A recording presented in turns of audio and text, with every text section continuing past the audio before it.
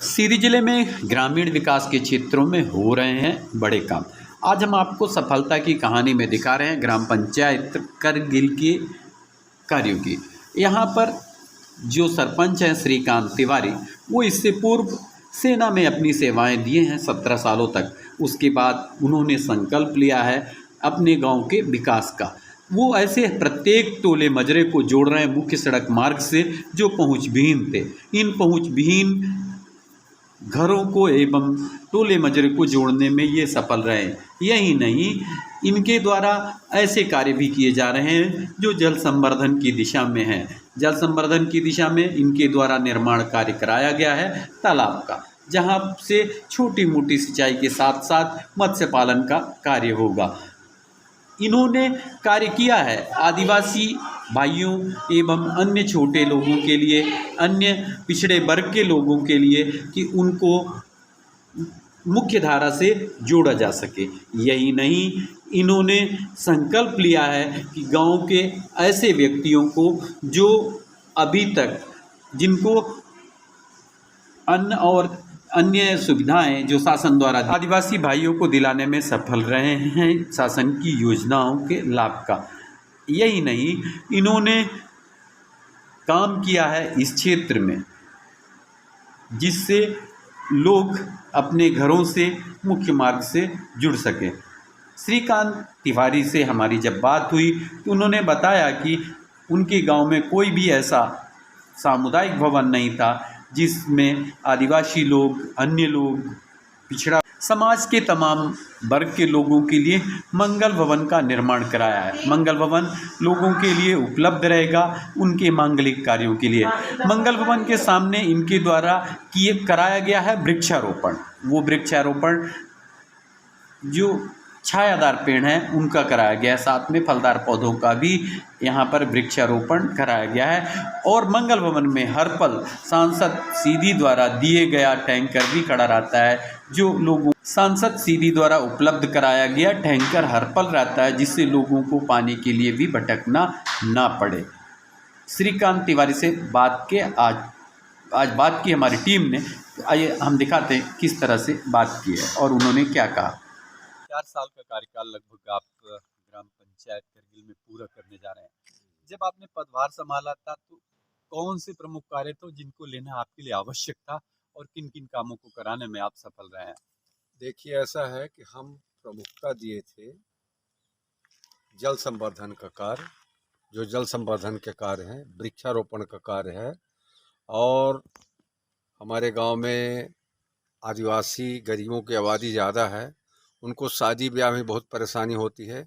इसके लिए हमारी सोच थी कि उनको एक बिल्डिंग बनाऊंगा, तो हमें मंगल भवन बिल्डिंग बनाया है और यहीं पे हम वृक्षारोपण भी करा दिए हैं, जिससे पूरा इलाका हरियाली में रहेगा। और जल संवर्धन के भी काफ़ी कार्य किए हैं, तालाब में कार्य किए हैं।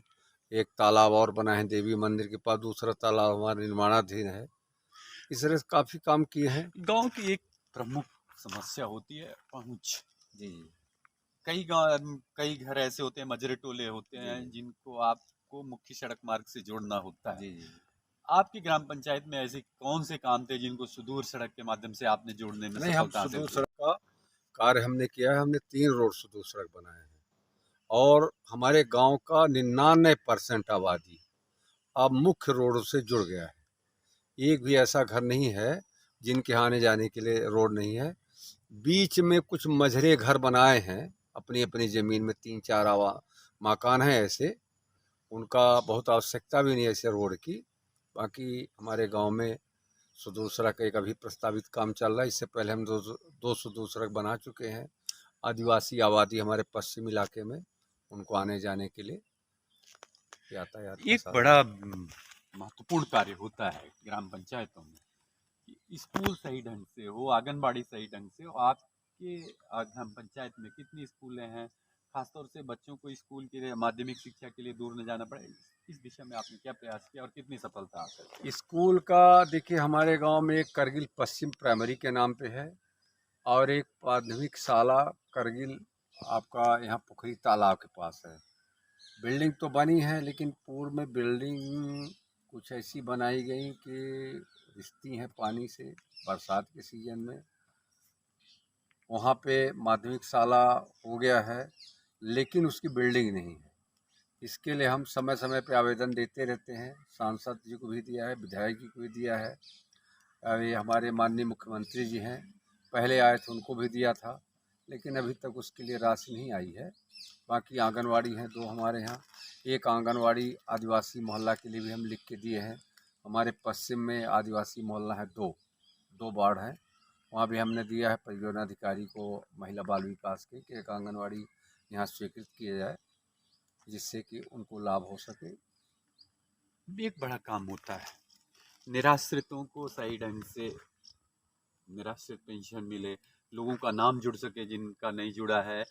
इस दिशा में आपने क्या काम किया है? देखिए, ऐसा है कि जो हमारे यहाँ पात्र हितग्राही हैं, इनमें क्या है, कई समस्या है, जनता जानती भी नहीं है। इनमें वृद्धा पेंशन जो है किसी को मिल सकती है, लेकिन उसका बीपीएल में नाम होना अनिवार्य है और उम्र 60 साल होना अनिवार्य है।